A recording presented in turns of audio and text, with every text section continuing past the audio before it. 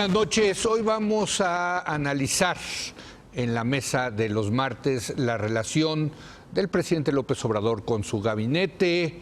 Le siguen el ritmo, tienen buena comunicación, hay coordinación. En fin, para debatir este tema muy importante se encuentran con nosotros, como todos los martes, Paula Sofía Vázquez. Paula, buenas noches, muy Leo, buenas noches. compañeros. Carlos Bravo, regidor. ¿Cómo estás, Leo? Buenas noches. Y Hernán Gómez. Leo, buenas noches. Buenas noches. Hernán, pues comencemos contigo. Tú eres de los promotores de que estemos debatiendo este tema. Carlos y yo pensamos que era un buen tema porque quizás le demos enfoques distintos, pero creo que de alguna manera compartimos un poco la idea de que hay cosas buenas que se están haciendo en este gobierno que no necesariamente se ven o brillan o se expresan como se debería, porque hay un presidente que muchas veces, voluntaria o involuntariamente, yo quiero creer que es más bien involuntariamente, obstaculiza a su propio gabinete. Pareciera ser que es un presidente que por momentos y yo creo que en gran parte el responsable de esto es la frenética agenda mediática que tiene y esta necesidad casi obsesiva por seguirle el ritmo a los medios. Eso impone un ritmo que hace muy difícil a veces poder coordinar acciones dentro del propio gobierno y tener respuestas más articuladas y mensajes de comunicación más claros hacia afuera que no sean contradictorios. Yo he visto algunos ejemplos y los enumeré en un artículo que escribí la semana pasada de cómo el presidente, 3 o 4 más bien con el que escribí hoy también, de cómo el presidente obstaculiza su propio gobierno. Y ahorita si quieren vamos a los ejemplos, pero los menciono rápido. El tema de la tenencia, lo que ha sucedido con Arturo Herrera en el tema Pemex, la forma en que se ha comunicado el tema del corredor transísmico, la consulta que se hizo, que ahorita lo podemos explicar, que fue bastante positiva la forma en que se hizo, y sin embargo el presidente le dio, de alguna forma echó a perder el proceso por salir. ¿Cuál de todas las consultas? La última. Ahora ya son secretas. Ahora la idea es que, digamos, se está haciendo una consulta para el corredor transísmico. La del corredor transísmico. Es una consulta que sí ha seguido todas las fases que establece la OIT en su consulta previa libre e informada. Ha habido asambleas de miles de personas de pueblos indígenas, pero el proceso no ha terminado y el presidente el otro día dice, la consulta ya terminó. Y entonces, ¿qué hace? Un proceso que está en curso, pues le da el traste porque si una consulta, el proceso de consulta no ha terminado y tú dices que ya terminó y que el proyecto ya se aprobó, pues haces que pierda todo un proceso que sí se está haciendo en serio, porque, perdón, pero aquí sí se estaba haciendo una consulta en serio. Tú mismo le haces que pierda tu legitimidad. A ver, Carlos, mira, que tú eres el otro promotor de este. En efecto, yo creo que este es un tema muy importante, y además es un tema importante porque ya no es de esos temas, digamos, como de coyuntura, de grilla, de comunicación. O sea, por supuesto que se manifiesta ahí, pero este es un tema realmente de gobierno, de gestión. Correcto. De operación, digamos, ya de las tripas de la administración pública. Y mi impresión a este respecto es que el presidente López Obrador ha entablado una relación con su gabinete que es fundamentalmente distinta de lo que estábamos acostumbrados con otros presidentes en México. ¿Y a qué me refiero? Normalmente, en México pensábamos que un secretario, una secretaria de un gabinete, pues era una persona con conocimiento, con experiencia en el ramo, y cuya responsabilidad, además, digamos, de hacerse cargo del Poder Ejecutivo en ese ramo, era informar a la expectativa de que los secretarios le provean insumos, que lo informen, que le ayuden a tomar decisiones, incluso, ¿por qué no decirlo?, que lo orienten. El presidente no puede saber de todo, ¿no? Parece que el presidente concibe a su gabinete más bien como personas que están encargadas de traducir su voluntad o sus decisiones en acciones y resultados. Paula. Yo me voy a ir un poco más atrás. A ver. El gabinete fue un elemento muy importante en la campaña. Una de las principales... El gabinete de López Obrador. El gabinete de López Obrador, haber propuesto a su gabinete y haberlo establecido desde antes, fue uno de los elementos que, a mi parecer, le permitió conquistar a una base social que no tenía conquistada. Que haya puesto perfiles de alto nivel en todos en sus secretarías, que haya elegido, por ejemplo, a Gerardo Esquivel, que haya elegido, o sea, que ese tipo de personas hayan estado cercanas dentro de su campaña y que su gabinete haya estado paritario desde el principio, etcétera, creo que fue una herramienta muy importante en la campaña. Y luego, que ahorita en el gobierno, oye, pero incluso después de la victoria, ya se sabía quién en la transición permitió como que pues agarrar el gobierno. No solo cambió la campaña, permitió que en la transición se fueran encaminando muchas cosas, y creo que ahorita a partir del 1 de diciembre estamos viendo, coincido con Carlos, ni siquiera te diría como orientadores. Me parece que la idea que tiene Andrés Manuel de su gabinete es que son los gestores de sus programas. Si tú ves el tema del PND, parece que se agota en sus 25 programas. Sí. Cada uno está repartido en una secretaría. Y cuando tú ves como para dónde Pero se borró, entonces algo pasó el 1 de diciembre, parecería decir. Creo que sí. Creo que hay un que se borró el gabinete, algo cambió. Creo que pasan dos cosas. Uno, creo que en la comunicación, coincido con Hernán, esta comunicación ultracentrada en las mañaneras y ultracentrada en la figura del presidente ha dejado muy de lado un buen trabajo que en algunos casos están haciendo los secretarios. Pongo dos ejemplos rapidísimos. El proyecto del Bosque de Chapultepec de Cultura está increíble. El rescate del Bosque de Chapultepec en Cultura está bien padre. Es un gran proyecto. Es un proyecto muy bonito. ¿Lo lleva la Secretaría de Cultura? Ajá. El de Data México que lanzaron la semana pasada la Secretaría de Economía, que es un ejercicio aparte en el que tienen financiamiento internacional y que van a colaborar con muchas cosas. No sé de qué me estás hablando. ¿Alguien sabe de qué estamos hablando? Lo otro sabía lo de los pinos, algo, pero ¿Alguien sabe de qué estamos hablando? Sí. Nadie. Porque la comunicación de esos buenos proyectos que hacen los gabinetes en específico, que hace cada una de las secretarías en específico, se pierde. Porque vivimos entre una mañanera y otra. Y yo quiero aquí realmente contarles a ustedes y a la gente que nos está viendo que nosotros muchas veces invitamos a la gente del gabinete, al secretario, subsecretarios, etcétera. No les gusta salir, no quieren venir, y yo creo que no quieren venir por mi interpretación personal, es porque no le quieren hacer sombra al presidente, porque han entendido bien que la figura central de este gobierno debe de ser el presidente. Carlos. Yo nada más quería... Entonces está borrado. Hasta el punto en el que se vuelve ineficiente. No, bueno, pues yo este programa yo no lo sabía. O que pierdes oportunidades de placear buenas cosas que se están haciendo. Si tú no haces un roadshow en los medios, ¿no? una campaña en los medios para este tipo de programas, para no hacerle sombra al presidente, pues el programa nunca se va a conocer. Yo Carlos, y luego... Respecto a lo que dijo Pablo, yo creo que el tema del gabinete durante la campaña y luego en transición tuvo un efecto, me parece, extraordinario de evitar una guerra civil entre las huestes de Morena por los puestos en el gabinete. O sea, el hecho de que el presidente decidiera, el secretario va a hacer o la secretaria va a estar aquí, y ya se acabó, evitó un pleito que se veía venir mayúsculo. Creo que fue un extraordinario acierto. Fue muy bonito para empresarios, para sociedad civil, para todos. Certidumbre. Sobre todo la parte económica, ¿no? Tener a Ursúa. Yo creo que lo que pasó el 1 de diciembre es que el gabinete dejó de cumplir esa función. O sea, es decir, el gabinete tuvo una función claramente, digamos, electoral durante la campaña, mandar estas señales, personalidades atractivas. En transición tuvo esto que decías tú, como de vamos a ir agarrando las riendas y vamos a ocupar los espacios para que no haga pleito. Cuando empezó el gobierno, esas dos funciones ya se cumplieron, se acabaron.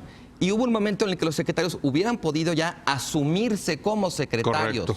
Y no nada, insisto, esto es muy importante, no nada más en la parte de comunicación, que desde luego importa. No, en la parte de operación. También en la parte de operación. O sea, porque hoy estamos viendo que hay iniciativas del gobierno, la ley de austeridad, el presupuesto, los recortes, que están boicoteando la propia capacidad de operación del mismo gobierno. Y hay secretarios, desde luego, que están en contra de iniciativas que se mandan de otras secretarías, porque les pegan en su capacidad de contratar gente, en su presupuesto para operar. Y eso genera tensiones. Pues por supuesto. También es la otra, ¿no? Sí, yo veo tres problemas en el gabinete. El primero es la falta de un jefe de oficina de presidencia. Correcto, que los coordine. O de alguien que ponga orden. Porque el presidente no puede poner orden, no puede hacer micromanagement. O sea, hay cosas en las que no se puede meter, aunque crea que puede todo. Y o no debe, o no es eficiente que lo haga. O sea, no hay manera en una estructura como la Administración el error del Plan Federal Nacional de Desarrollo, sobre el cual escribí hoy Leo, es un plan, a ver, perdón, hay que decirlo, o sea, es un mamotreto, o sea, son dos planes pegados en un documento. Entonces, tú tenías un documento serio que se hizo en Hacienda, que le hicieron distintas áreas de gobierno, que creo que tiene consistencia, pero luego parece ser que como que al presidente no le gustó ese plan y dijo, no, pero vamos a redactar otro en presidencia, porque y ese otro tiene cosas que este otro no tiene, y luego tiene contradicciones. Eso es inconcebible. O sea, el documento de presidencia, que es la versión corta supuestamente para el público, dice que se va a reducir la delincuencia en un 50% para 2024, y el otro dice que en un 15,6%. El documento de presidencia dice vamos a erradicar la pobreza extrema. El otro documento dice la vamos a reducir en 5 millones. O sea, perdón, pero es Son que... dos gobiernos. No, o sea, es un papelón y eso lo tendría que haber controlado un jefe de gabinete. ¿Puedo nada más hacer un paréntesis? Y voy con las otras dos, si me permites. Los planes nacionales de desarrollo no sirven para nada. Yo sé, Perdón, pero la imagen que proyecta un gobierno de seriedad... Pero esa cosa que viene anacrónica, medio soviética...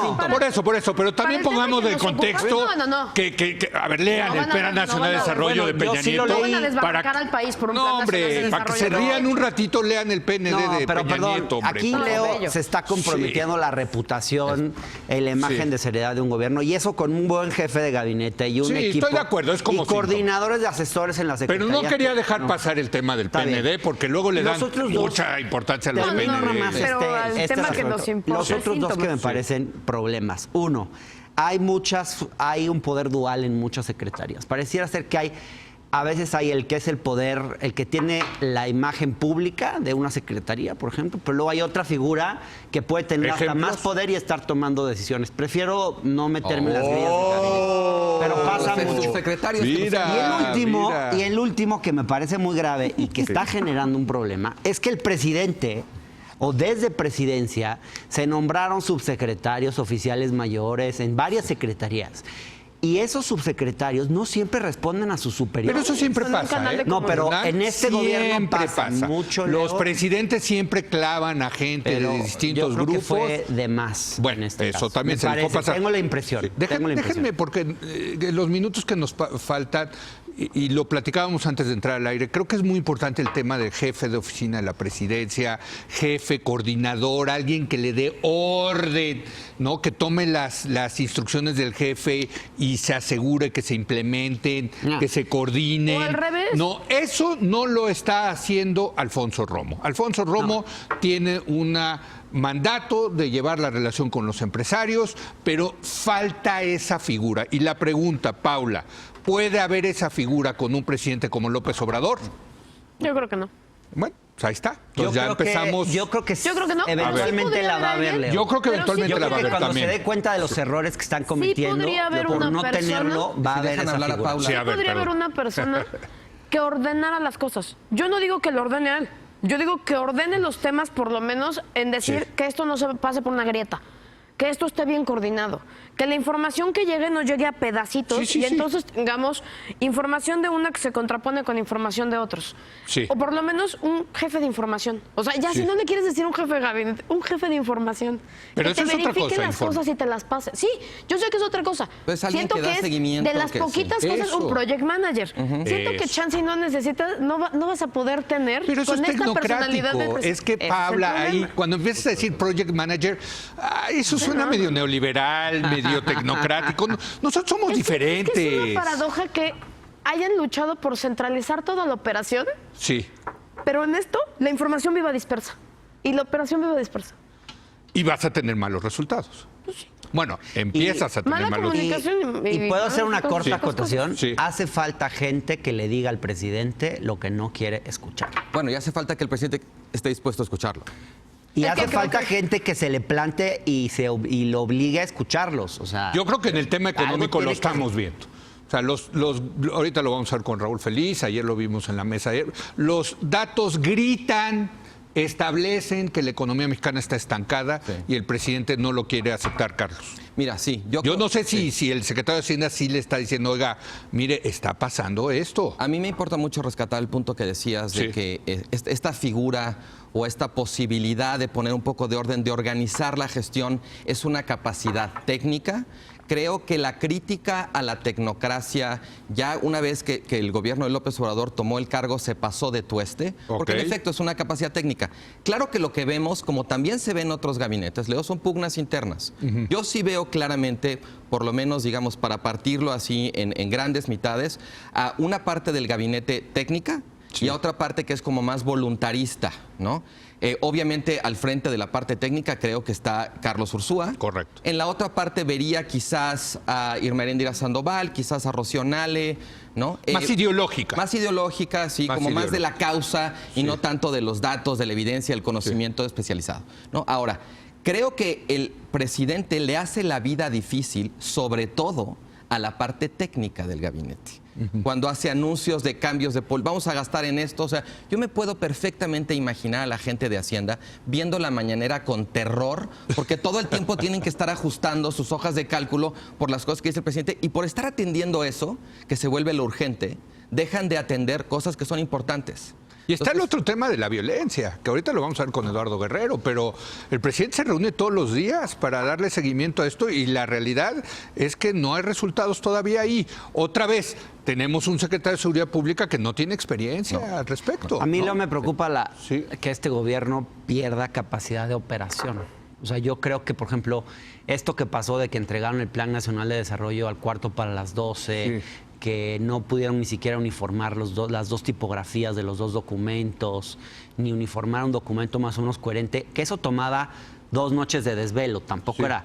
Eso yo creo que es porque este recorte que hicieron, que yo he celebrado, pero creo que se les está pasando un poco la mano, porque el gobierno puede perder capacidad de operación. De verdad, o sea, esta decisión de se suprimen los coordinadores de asesores de todas las secretarías, me parece mala porque los coordinadores de asesores, como tienen menos responsabilidades administrativas, muchas veces cumplen funciones importantes de análisis, de desarrollo. Sí, claro, hay toda una parte, toda una parte que hacen los coordinadores de asesores que es muy importante. Entonces, Dios mío, está saliendo el estatismo en esta mesa. No, pero es que creo que ¡qué barbaridad! Es muy sistemático. Lo que pasa es que perfecto, la austeridad republicana. El segundo recorte. Andrés Manuel a su gabinete también es sintomático, como en todo, en dónde pones tu lana o a qué le quitas tu lana. Sí. ¿Cuánto te importa tu gabinete que los estás dejando en los huesos para operar? Por eso, pero a ver, si el Plan Nacional de Desarrollo no sirve para nada, pues está bien que manden 2 con tipografías diferentes. Mejor no hagas nada. Mejor no lo hagas. Bueno, pero tienes que cumplir la ley. Pues cámbiala. Ni modo. O sea, ojalá cambiara la ley. Pero también lo del PND, por eso yo digo, pero lo del PND es lo menos importante. Es lo menos importante. Para mí, ¿no? es un ejemplo. Pero tener a 20 asesores ganando 200,000 pesos cada uno para que salga un PND maravilloso que luego no sirva para nada. No, claro. Cuidado, Es otro tema Cuidado. de operación que a él le importa. No hay quien esté operando los programas sociales porque no tienen gente. Es que ese es el tema de la operación. A ver, estamos hablando de su ejercicio porque no están pudiendo gastarse la lana porque no hay quien la gaste. Bueno, esa es una. Hay evidencia de que probablemente comencemos el ciclo escolar, próximo ciclo escolar, sin libros de texto, por el tema de la centralización de las compras. Yo creo que es una buena idea, la centralización de las compras. También, ¿no? Muy buena idea. Muy buena idea. Bueno, pero en lo que lo echas a andar, ¿no? Quién sabe cómo ha de estar como loca la oficial mayor de la Secretaría de Hacienda, ¿no? Mira, Leo, yo como último comentario sí quiero decir que la verdad es que esto es, desde luego, preocupante, pero hay una parte en la que a mí no me sorprende tanto. O sea, hemos visto señales de este tipo, como de relación de López Obrador con su equipo, con sus reuniones, con su gabinete, desde hace tiempo. Esto no es nuevo. Hemos visto también que su capacidad de pronto, la capacidad de este gobierno, bueno, lo que vemos hoy con el Plan Nacional de Desarrollo es como la segunda parte de lo que vimos con su plataforma de campaña, que también era un tutti frutti. O sea, no les está muy dado el hecho de presentar documentos serios, bien hechos, que marquen un rumbo. Creo que no se lo toman en serio. No se lo toma en serio, empezando el presidente, y la gente en el gobierno que sí se lo toma en serio no está teniendo capacidad. Ahora, esto, y nos queda ya muy pocos segundos, pero muy pocos minutos, y la verdad sí es otro tema. O sea, finalmente hay muchos abajo ahí, ¿no? Y fuera del gobierno, como Claudia Sheinbaum, que están los gobiernos estatales, que en algún momento quieren empezar a destacar porque quieren ser presidente de México. y con una cuestión muy legítima. Entonces, el presidente en algún momento les tiene que dar juego. No, ahorita es el momento a lo mejor estelar del presidente, pero eventualmente, Hernán, sí les va a tener que dar juego, ¿no? Sí, a ellos y a los gobernadores de Morena. Por ejemplo, Sheinbaum está metido en esto. ¿Quién habla de Claudia Sheinbaum? ¿Quién es Claudia Sheinbaum? No, el otro día alguien me decía, ¿sabes que también da una mañanera al día? La verdad yo no lo sabía, ¿eh? En serio, sí. ¿No? ¿Quién pela a Claudia Sheinbaum después de el presidente satura todo el espacio. Por eso, pero eventualmente le van a tener que dar presencia a esos personajes que quieren continuar con una carrera política. Creo que ha sido el error de algunos líderes de izquierda en América Latina, ha sido que justamente no han sido capaces de construir liderazgos, relevos generacionales. Y muchas veces creo que de alguna forma pasó con Lula. Digamos, Dilma no llegó a tener ni la fuerza política, ni ese ímpetu que tuvo el gobierno de Lula y ese liderazgo. Es buen ejemplo. Sí. Y yo creo que es importante que este gobierno, que López Obrador, porque además digo, no lo quiero decir y toco madera, pero este presidente tiene 70 y no sé cuántos años. 65. Bueno, pero digamos, ha tenido problemas de salud. Sí. ¿Por qué no, digamos, en algún punto, y quizás sea después de las elecciones intermedias, pero se va a tener que permitir que vayan surgiendo? Claro, yo creo que sí. Y esos liderazgos se tienen que ir imponiendo, digamos. También me parece que alguien que lo hace es Monreal. Eso iba. Alguien que lo hace el único que desde ahorita se está moviendo. Que yo he cuestionado, pero él se está moviendo y no está bien. Monreal tiene un colmillo del tamaño pero del por eso mismo no va a ser. No necesariamente. Yo creo que esto es bien importante. Lo que decías tú, si el presidente no les da juego, ellos lo van a empezar a buscar a su manera, como lo está haciendo. Si no quieres que te multipliquen los Monreales en el gabinete, abre los espacios, porque si no ellos se los van a tratar de abrir, y eso va a afectar aún más la capacidad de operación de tu gobierno. Un último comentario, Yo diría, el gabinete tiene perfilazos. Sí, tiene gente especializada en sus temas que ha trabajado durante muchísimos años con la visión que aparte tiene el presidente, con una visión social, con una visión de primero los pobres, con una visión... Ojalá y se les abran más espacios a este tipo de personas, porque harían muchísimo bien a la comunicación y a la operación del gobierno. Una línea nada más. Creo que este gobierno no va a ser, digamos, quiere no ser un gobierno de tecnócratas, pero no debemos irnos al extremo de negar la incompetencia. O sea, yo creo que el riesgo de la incompetencia en el gobierno es uno de los mayores riesgos de la 4T. Y yo añadiría, de todo lo que platicamos hoy, hay un solo responsable, ¿eh? Y ese responsable es el presidente. Por supuesto. El presidente es el que tiene que decidir eso, su estilo de gobernar, su estilo de administrar, de operar, etcétera. Si no hay un jefe de gabinete que ponga orden, no es por culpa de Alfonso Romo, yo creo, es por culpa del presidente. Correcto. O sea, el responsable aquí del Poder Ejecutivo Federal es unipersonal y es Andrés Manuel López Obrador. Y en ese sentido tiene que reflexionar si le está funcionando o no este modelo. Muchas gracias, Carlos. Gracias a ustedes. Muchas gracias, Hernán. Buen tema, ¿eh? Muchas gracias, Paula Sofía. Qué miedo que hayamos estado tan de acuerdo hoy, ¿eh? Pues no, yo no, fíjate, porque yo ahora resulta que ustedes quieren de regreso que se acabe la austeridad republicana, que haya más asesores, que presenten documentos muy bonitos, con cifras de la competencia. Lean, pobreza franciscana, ¿no? Lean los planes de desarrollo de Peña, de Calderón, de Fox, muéranse de la risa, no sirven para nada. Un gobierno llegan, hay que tirarlos a la basura. Recuperar el valor de la planeación, y esta era la oportunidad de hacerlo. Es un defensor de los tecnócratas, ¿no? Lo que estamos diciendo es a este gobierno le faltan más Los tecnócratas pensamos que hay que gobernar con políticas públicas, no con planes sexenales.